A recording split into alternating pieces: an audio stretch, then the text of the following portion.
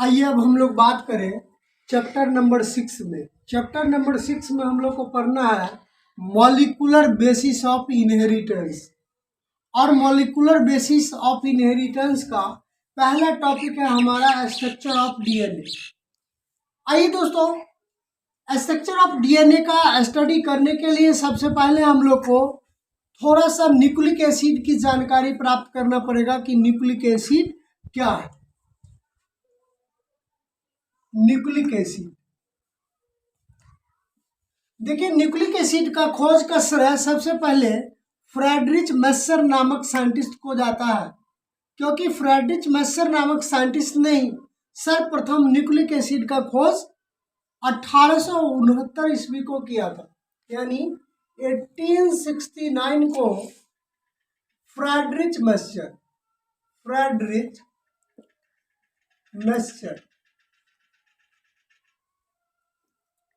Nucleic acid का खोज का श्रेय फ्रेडरिच मेस्सर नामक साइंटिस्ट को जाता है। इन्होंने 1869 को फ्रेडरिच मेस्सर ने ही न्यूक्लिक एसिड का खोज किए थे। इन्होंने उस समय न्यूक्लिक एसिड का नाम न्यूक्लिन रखा था। इन्होंने उस समय इसका नाम क्या रखा था? न्यूक्लिन। फिर बाद में इसका नाम फॉस्फेट के मौजूदगी के कारण, फॉस्फोरस के मौजूदगी के कारण इसका नाम न्यूक्लिक एसिड रखा गया। न्यूक्लिक एसिड डीएनए और आरएनए का पॉलीमर माना जाता है। न्यूक्लिक एसिड को डीएनए और आरएनए का क्या बोलते हैं? पॉलीमर बोलते हैं। और न्यूक्लिक एसिड का मोनोमर क्या है? डीएनए। अब हम लोग बात करेंगे डीएनए के बारे में। ध्यान दीजिए सभी लोग, डीएनए पर फॉस्फेट और शुगर बैकबोन के रूप में उपस्थित रहता है। जैसे आप पिक्चर में देख रहे हो कि ये डीऑक्सीराइबोज शुगर का पिक्चर है, ये डीऑक्सीराइबोज शुगर का पिक्चर है, ये डीऑक्सीराइबोज शुगर का पिक्चर है, और इसके मिडिल में आप देखो फॉस्फेट जुड़ा हुआ है। फॉस्फेट जो यहाँ पे जुड़ा हुआ है वो एक बॉन्ड के द्वारा जुड़ा हुआ है, जिस बॉन्ड को फॉस्फोडाइस्टर बॉन्ड कहते हैं। अर्थात ये बॉन्ड और ये बॉन्ड, इन दोनों बॉन्ड को हम लोग क्या बोलते हैं? Phosphodiester bond. Phosphodiester bond, diester bond. देखिए फॉस्फोडाइस्टर बॉन्ड के द्वारा शुगर और फॉस्फेट आपस में एक दूसरे से जुड़े रहते हैं। देखो यहाँ ये 5 से शुरू होता है और 3 इंड पे जाके समाप्त होता है, इसीलिए हम लोग इसको 5x3 इंड भी कहते हैं। डीएनए की 2 कॉपी रहती है, एक कॉपी 5x3 इंड तथा दूसरा 3x5 इंड होता है। ये एंटी पैरेलल होते हैं। एक इंड अगर 5 से 3 के तरफ चलता है तो दूसरा इंड 3 से 5 के तरफ चलता है, और इसके मध्य भाग में नाइट्रोजिनस बेस आपस में जुड़े रहते हैं, जिसमें ग्वानिन 3 हाइड्रोजन बंधन के द्वारा साइटोसिन से जुड़ा रहता है तथा एडेनिन 2 हाइड्रोजन बंधन के द्वारा थाइमिन से जुड़ा रहता है। तो ये रहा आपका स्ट्रक्चर ऑफ डीएनए। अब हम लोग बात करेंगे कि डीएनए खुद पॉलीन्यूक्लियोटाइड होता है। डीएनए क्या होता है? खुद पॉलीन्यूक्लियोटाइड होता है। पॉलीन्यूक्लियोटाइड होता है। डीएनए क्या होता है? खुद पॉलीन्यूक्लियोटाइड होता है, क्योंकि डीएनए भी कई इसके जो मोनोमर्स होते हैं, इसके मोनोमर्स को क्या बोलते हैं हम लोग? इसके मोनोमर्स को बोलते हैं न्यूक्लियोटाइड। और इस न्यूक्लियोटाइड में क्या क्या प्रेजेंट रहता है? तो P+S+NB, जो आप इस पिक्चर में देख रहे हो, एक फॉस्फेट जुड़ा हुआ है, एक शुगर जुड़ा हुआ है और एक नाइट्रोजिनस बेस जुड़ा हुआ है। मतलब एक न्यूक्लियोटाइड, फिर दूसरा न्यूक्लियोटाइड, फिर तीसरा न्यूक्लियोटाइड, फिर इधर से एक न्यूक्लियोटाइड, फिर दूसरा न्यूक्लियोटाइड, फिर तीसरा न्यूक्लियोटाइड। यानी कि इसमें कई न्यूक्लियोटाइड आपस में मिलकर के पॉलीन्यूक्लियोटाइड बना रहा है, और चूंकि ये डीएनए क्यों है, क्योंकि इसमें देखो एडेनिन बेस के साथ क्या जुड़ा हुआ है, थाइमिन जुड़ा हुआ है, इसीलिए हम लोग इसको क्या बोलेंगे, डीएनए बोलेंगे।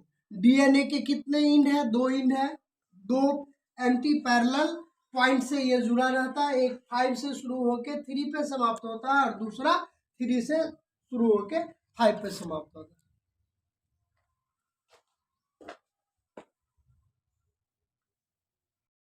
आइए अब हम लोग बात करें न्यूक्लियोसाइड के बारे में कि न्यूक्लियोसाइड क्या होता है। न्यूक्लियोसाइड, देखिए दोस्तों, न्यूक्लियोसाइड 2 मॉलिक्यूल से मिलकर के बना होता है। इसमें शुगर प्लस नाइट्रोजीनस बेस पाए जाते हैं, नाइट्रोजीनस बेस पाए जाते हैं।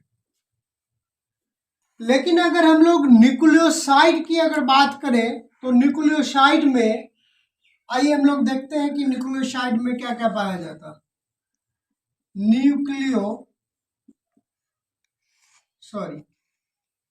अब हम लोग न्यूक्लियोटाइड की बात करें।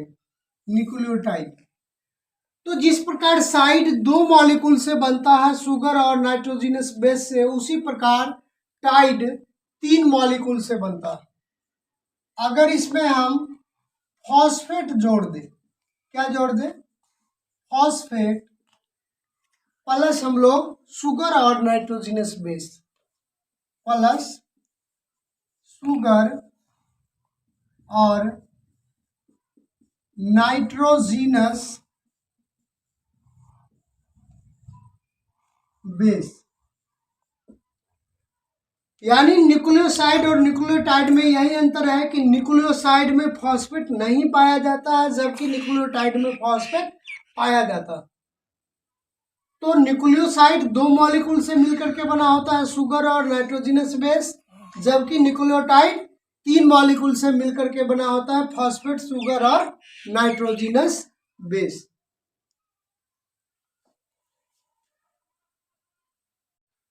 आइए दोस्तों, अब हम लोग रीड करें कि न्यूक्लियोटाइड और न्यूक्लियोसाइड में क्या डिफरेंस है।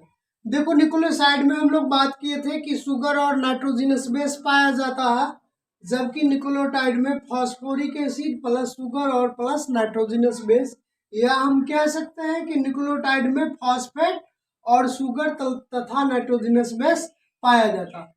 अब हम लोग बात करेंगे कि नाइट्रोजनस बेस 2 प्रकार के होते हैं, एक को प्यूरीन कहते हैं और दूसरे को पिरिमिडीन कहते हैं।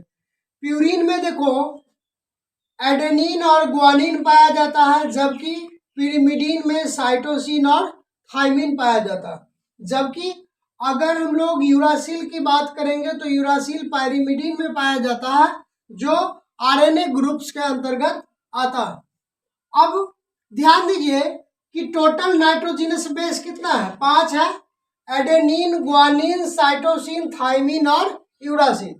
अब यदि इन सभी का हम न्यूक्लियोटाइड बनाएंगे तो न्यूक्लियोटाइड के फॉर्म में एडेनिन का क्या नाम होगा, तो एडिनोसिन, अगर ग्वानिन जुड़ा रहेगा तो ग्वानोसिन, अगर साइटोसिन जुड़ा रहेगा तो साइटिडीन, अगर थाइमिन जुड़ा रहेगा तो थाइमिडीन, अगर यूरासिल जुड़ा रहेगा तो यूरिडीन, इसका नामकरण होगा।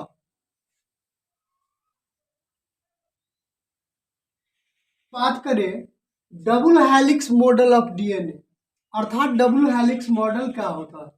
देखो, डबल हेलिक्स मॉडल का खोज वाटसन एवं क्रिक नामक वैज्ञानिक ने किए थे, और इसको एक्सरे डिफ्रैक्शन करके किसने दिखाया था, तो फ्रैंकलिन और विल्किंस नामक साइंटिस्ट ने।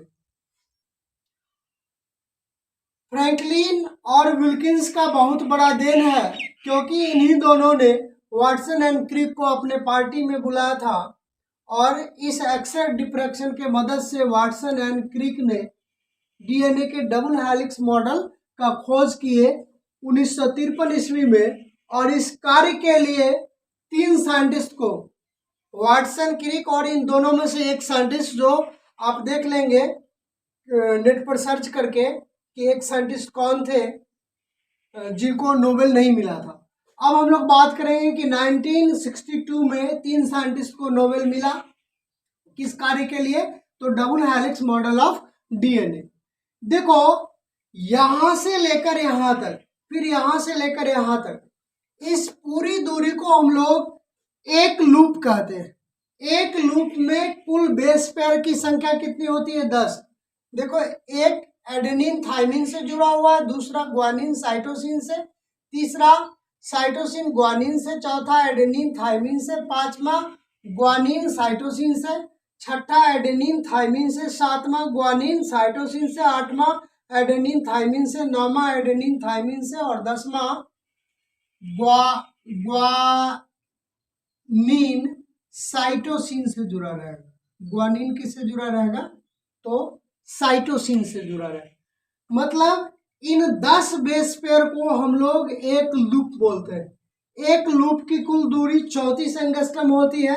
एक बेस पेयर की कुल दूरी 3.4 एंगस्ट्रम होती है।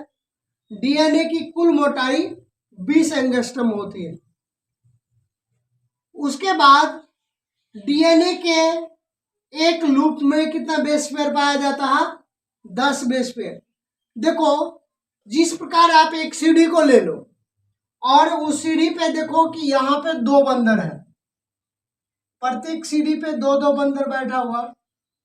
वो बंदर कौन है? तो यही है नाइट्रोजिनस बेस। फिर उसे हम फोल्ड कर देंगे, मोड़ देंगे सीढ़ी को, तो इस प्रकार का संरचना का निर्माण होगा। Thank you. आइए अब हम लोग ध्यान दें चारगॉफ रूल क्या होता है। देखिए चारगॉफ रूल कहता है कि जितना अमाउंट्स ऑफ प्यूरिन होता है किसी भी डीएनए के हेलिक्स में, उतना ही अमाउंट्स ऑफ पायरिमिडीन होता है। यानी जितना एडेनिन और ग्वानिन का रेशियो होगा उतना ही साइटोसिन और थाइमिन का रेशियो होगा। जैसे सपोज कीजिए कि कोई डीएनए हेलिक्स है जिसमें अगर 10 नाइट्रोजिनस बेस का पेयर है तो 5 नाइट्रोजिनस बेस का पेयर एक साइड होगा, तो 5 नाइट्रोजिनस बेस का पेयर दूसरे साइड होगा। दूसरा रूल्स कहता है कि एडेनिन और थाइमिन बाय ग्वानिन और साइटोसिन सभी स्पीसीज में कांस्टेंट नहीं होते हैं। यानी इस दुनिया में जितने भी स्पीसीज हैं, सारे स्पीसीज की अगर हम लोग बात करें तो एडेनिन थाइमिन और ग्वानिन साइटोसिन किसी में कांस्टेंट नहीं होता है, सभी में वेरिएबल होता है। आइए दोस्तों अब हम लोग बात करें पैकेजिंग ऑफ डीएनए की। देखो ये डीएनए है, डीएनए हिस्टोन ऑक्टामर पर लपेटा रहता है। यानी डीएनए जो लिपटा रहता है वो हिस्टोन के 8 पार्ट्स, 8 टुकड़े एक साथ इकट्ठा होते हैं जिसको हिस्टोन ऑक्टामर कहते हैं। उस हिस्टोन ऑक्टामर पर डीएनए लिपटा रहता। ध्यान दीजिए यहाँ पर कि एक हिस्टोन ऑक्टामर्स और उस पर जो लिपटे हुए डीएनए सिंगल को हम लोग न्यूक्लियोसोम कहते हैं। इस पर लगभग 200 बेस पेयर पाया जाता है। यानी एक न्यूक्लियोसोम में अगर बेस पेयर की संख्या आपसे पूछा जाएगा तो कुल बेस पेयर कितना होगा? 200 बेस पेयर होगा। अब ध्यान दीजिए दोस्तों कि 2 न्यूक्लियोसोम के बीच में जो डीएनए को लपेट के रखता है, लिंक करके रखता है, उस डीएनए को हम लोग लिंकर डीएनए कहते हैं। ये हिस्टोन ऑक्टामर से अलग होता है। यानी हिस्टोन की संख्या कुल कितनी होती है? तो 5 होती है, जिनमें H1 लिंकर का काम करता है और 4 अणु मिलकर के हिस्टोन ऑक्टामर का काम करता है। अब आइए हम लोग बात करें कि देखिए यहाँ से डीएनए आया, हिस्टोन ऑक्टामर पे लिपट गया। लिपटने के बाद ये धीरे धीरे ये सारा, आप जितना भी टैबलेट की गोली देख रहे हो, ये टैबलेट की गोली समझ लेना, सारा गोली क्या है? Histone octamer. ठीक। और इस एक हिस्टोन ऑक्टामर पे लिपटे हुए डीएनए को हम लोग क्या बोलते हैं? न्यूक्लियोसोम कहते हैं। ये धीरे धीरे इस प्रकार से आकर के, और ये ऐसे ऐसे इस प्रकार से ये लिपटा रहता है।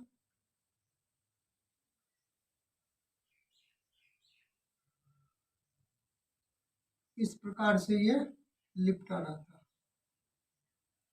देखिए इसके अंदर में एक आपको हरी वाली प्रोटीन दिखाई पड़ रही है, जिसको जो गुणसूत्र के अंदर में है, जिसको NHC प्रोटीन कहते हैं, नॉन हिस्टोन क्रोमोसोमल प्रोटीन।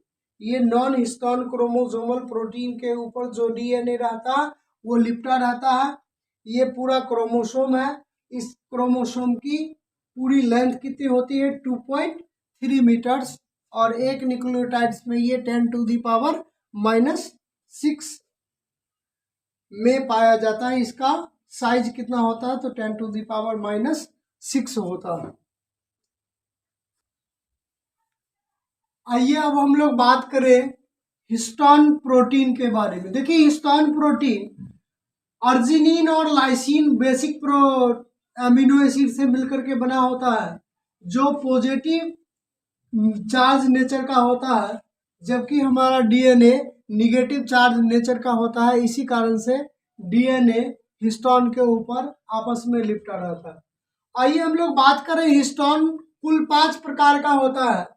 एक को H1 हिस्टोन कहते हैं, दूसरा है H2A जिसके 2 टुकड़ा है, H2B के 2 टुकड़ा है, H3 के 2 टुकड़ा है और H4 के 2 टुकड़ा है।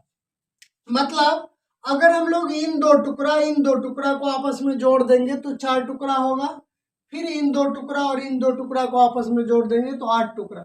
यही 8 टुकड़ा मिलकर के हिस्टोन ऑक्टामर बनता है, जो पैकेजिंग ऑफ DNA में इससे पूर्व हम लोग स्टडी किए हैं।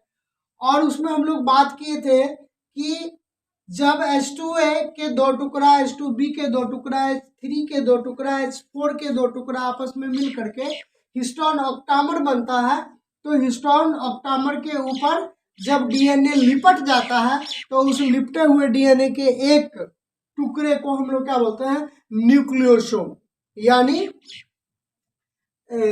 8 एक हिस्टोन ऑक्टामर्स पर जब DNA लिपट जाएगा तो न्यूक्लियोसोम कहलाएगा। और उस पर DNA को जोड़ता कौन है, लिंक कौन करता है? तो H1 प्रोटीन लिंक करता है, इसीलिए इसको लिंकर DNA भी कहा जाता है। इसको क्या कहा जाता है? Linker DNA। अब हम लोग बात करेंगे कि यूक्रोमैटिन और हेटेरोक्रोमैटिन क्या होगा। देखो दोस्तों, यूक्रोमैटिन DNA का जो हल्का स्टैंड होगा, हल्का यानी ओपन भाग होगा, खुला हुआ भाग होगा, वो यूक्रोमैटिन कहलाता है। वो ट्रांसक्रिप्शनली एक्टिव होता है। ये ट्रांसक्रिप्शनली क्या होता है?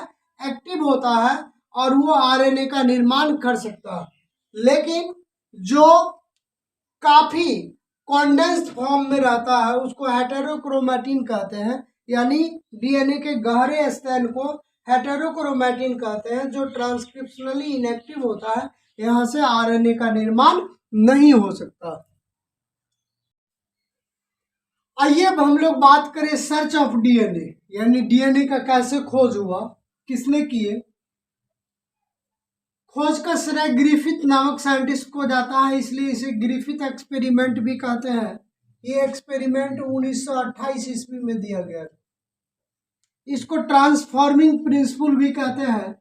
इस प्रयोग के लिए वैज्ञानिक ग्रिफिथ ने एक बैक्टीरिया को लिया, जिस बैक्टीरिया का नाम है स्ट्रेप्टोकोकस न्यूमोनी बैक्टीरिया।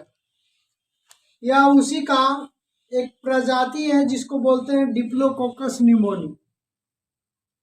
तो उन्होंने स्ट्रेप्टोकोकस बैक्टीरिया को लिया और 4 चूहे को लिया। कितने चूहा लिया बउआ?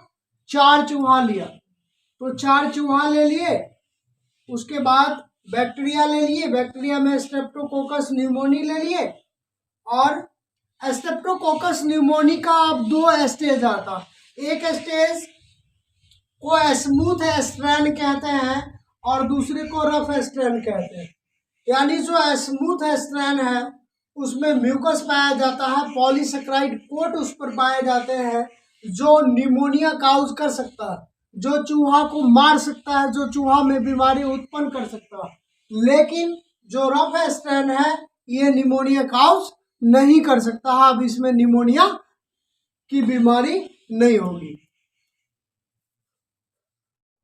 आइए अब हम लोग उन एक्सपेरिमेंट को थोड़ा सा आगे पढ़े। देखो एक्सपेरिमेंट के लिए ग्रिफिथ ने 4 चूहों को लिए, चूहा नंबर 1, चूहा नंबर 2, चूहा नंबर 3, चूहा नंबर 4, ये 4 चूहा। और इसके लिए उन्होंने आर स्ट्रेन को लिया, एस स्ट्रेन को लिया, फिर एस स्ट्रेन को हीट किल किए और फिर एस प्लस आर स्ट्रेन को, जो हीट किल्ड एस स्ट्रेन था और आर स्ट्रेन आपस में मिक्स किए। अब ध्यान दीजिए, अब इस आर स्ट्रेन को इन्होंने इंजेक्शन की सहायता से, आर स्ट्रेन को किसके सहायता से, तो इंजेक्शन की सहायता से जब इस चूहे के बॉडी में प्रविष्ट कराया गया तो इस चूहा की मृत्यु नहीं हुई, क्योंकि आर स्ट्रेन उतना खतरनाक नहीं था। लेकिन जब एस स्ट्रेन को इस चूहे के बॉडी में प्रविष्ट कराया गया तो देखा गया कि कुछ समय बाद चूहे की मृत्यु हो जाती है, यानी एस स्ट्रेन से चूहा मर गया।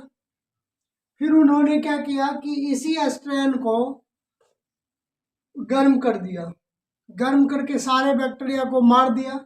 जब बैक्टीरिया पूरा मर गया पूर्ण रूप से, तब तीसरे चूहा में डाला गया तो देखा गया कि चूहे की मृत्यु नहीं हुई, यानी चूहा जिंदा था।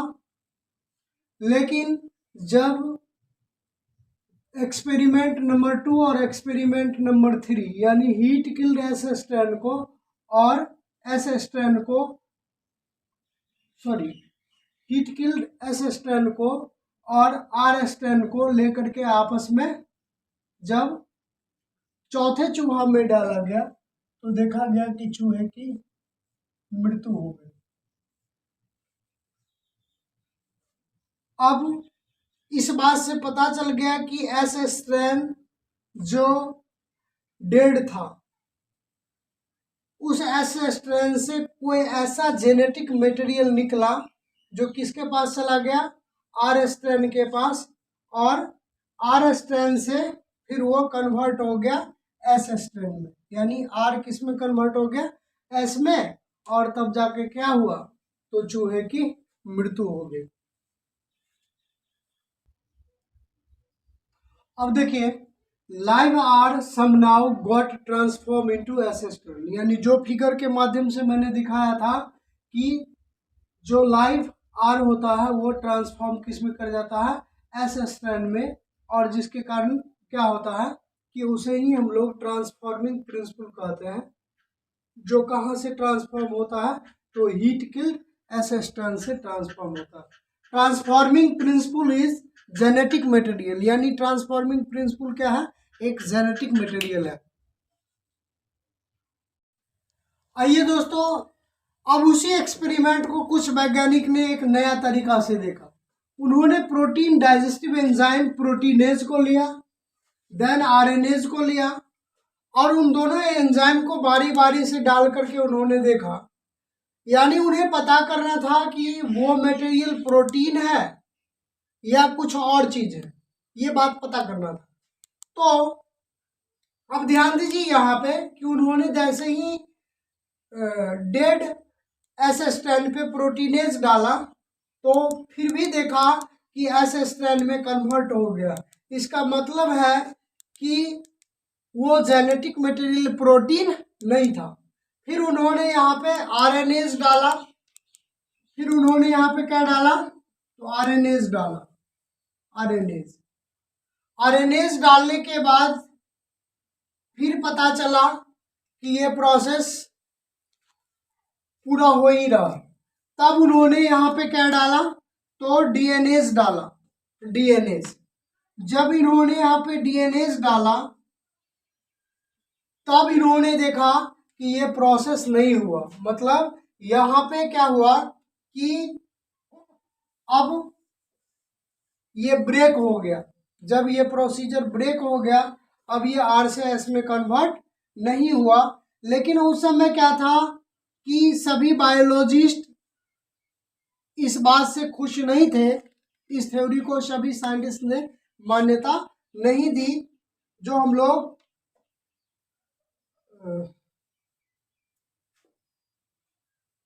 इसलिए इस थ्योरी को not all biologist were convinced, यानी कोई साइंटिस्ट ने इस थ्योरी की मान्यता नहीं दी। देखिए अब इस प्रयोग के लिए हर्शे एंड चेज ने एक नया एक्सपेरिमेंट किया जिसको हर्शे एंड चेज एक्सपेरिमेंट कहते हैं।